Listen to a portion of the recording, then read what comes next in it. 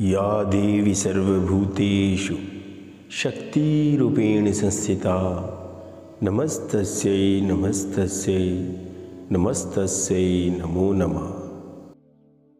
दोस्तों नमस्कार। आदिशक्ति जगत जननी माँ दुर्गा के नवरात्र में आज 5वां दिन जो स्कंद माता को समर्पित होता है। स्कंद माता देवी दुर्गा माँ का 5वां अवतार है। स्कंद माता का नाम 2 शब्दों से मिलकर बना है, स्कंद व माता, और जिसका अर्थ होता है स्कंद की माता। स्कंद का मतलब है कार्तिकेय, जो कि महादेव और पार्वती जी के पुत्र हैं। माता का अर्थ है माँ। इस प्रकार स्कंद माता पार्वती का ही एक रूप है।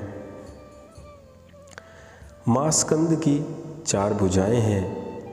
माँ एक हाथ में कार्तिकेय को पकड़े हुए हैं और दूसरे व तीसरे हाथ में कमल का पुष्प है। अपने चौथे हाथ से स्कंद माता अपने भक्तों को आशीर्वाद देती हैं। स्कंद की सवारी एक शेर है। स्कंद माता विशुद्धि चक्र की अधिष्ठात्री देवी हैं। विशुद्धि चक्र हमारे गले के उभरे हुए भाग के नीचे स्थित होता है। माँ स्कंद माता की सच्चे मन से पूजा करने से विशुद्धि चक्र जागृत हो जाता है, जिससे वरी की सिद्धि प्राप्त होती है। माँ स्कंद माता का वाहन मयूर भी है, इसलिए इन्हें मयूर वाहन के नाम से भी जाना जाता है। इनका वर्ण यानी त्वचा का रंग शुभ्र है। माता हमेशा कमल पर विराजती रहती हैं और इसलिए वह पद्मासना देवी के रूप में भी मानी और पूजी जाती हैं। माँ स्कंद माता का मन पूर्ण रूप से लौकिक और सांसारिक संबंधों से दूर रहता है। स्कंद का माता का पूजन करने वाले व्यक्ति और जीव मुख्यतः सांसारिक बंधनों में रहकर भी उनसे मुक्त रहते हैं। माँ दुर्गा के स्कंद अवतार की ऐसी मान्यता है कि माता सती जब अपने देह का त्याग कर देती है तो भगवान शिव ने खुद को सजा देने के लिए स्वयं को सांसारिक बंधनों से दूर कर लिया था और एक तपस्वी के रूप में पहाड़ों के बीच कड़ी सर्दी में तपस्या करने चले गए थे। इसी दौरान तारकासुर और सुरपद्मन नाम के 2 राक्षसों ने देवताओं पर हमला कर दिया।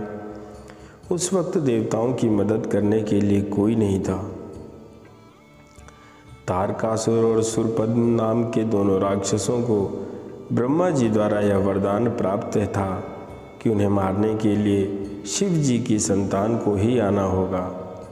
उन राक्षसों ने चारों ओर कलह का माहौल बनाया हुआ था और अपने आसपास हर किसी को परेशान करके रखा था। इन दोनों राक्षसों के अत्याचारों को देख देवतागण भी चिंतित हो गए। तब सभी देवतागण भगवान विष्णु के पास गए और उन्हें अपना दुख सुनाया, परंतु विष्णु जी ने उनकी कोई मदद नहीं की। विष्णु जी से ऐसी मदद न मिलने पर देवताओं ने नारद जी के पास जाने का सोचा। उन्होंने नारद जी से कहा कि यदि वह माता पार्वती से भगवान शिव को पति के रूप में पाने के लिए तपस्या करने को कहेंगे, तब शायद भगवान शिव उनसे शादी कर लें और उनके मिलन से महादेव की संतान जन्म ले, जो उन राक्षसों का वध कर सके। इसलिए नारद जी के कहे अनुसार माता पार्वती ने भगवान शिव को पति के रूप में पाने के लिए घोर तपस्या की और उनकी भक्ति से खुश होकर भगवान शिव ने उनसे विवाह का निर्णय लिया। विवाह के पश्चात माता पार्वती और भगवान शिव की ऊर्जा से एक बीज का जन्म हुआ। बीज के अत्यधिक गर्म होने के कारण उसे अग्निदेव को सरवाना नदी में सुरक्षित रखने के लिए सौंप दिया गया। अग्निदेव भी उसकी गर्मी सह नहीं पाए, इसलिए उन्होंने उस बीज को गंगा को सौंप दिया, जो उसे आखिर में सरवाना झील में ले गई, जहाँ माता पार्वती पहले से ही पानी के रूप में मौजूद थी और उस बीज को धारण करते ही वह गर्भवती हो गई। कुछ समय पश्चात कार्तिकेय ने अपने 6 मुखों के साथ जन्म लिया। कार्तिकेय के जन्म के बाद उन्हें तारकासुर और सुरपद्मन का विनाश करने के लिए तैयार किया गया। सभी देवताओं ने मिलकर उन्हें अलग अलग तरीके का ज्ञान दिया और राक्षसों से लड़ने के लिए उन्हें महत्वपूर्ण शस्त्र भी दिए। आखिर में कार्तिकेय ने सभी राक्षसों का वध कर दिया। इसी कारण माँ दुर्गा को स्कंद माता के मंदिर पूरे भारतवर्ष में कई जगह स्थापित हैं, लेकिन उनमें से एक बहुत प्रचलित मंदिर उत्तर प्रदेश के वाराणसी में स्थित है। देवी दुर्गा के 5वें स्वरूप में स्कंद माता की पूजा की जाती है। उन्हें अत्यंत दयालु माना जाता है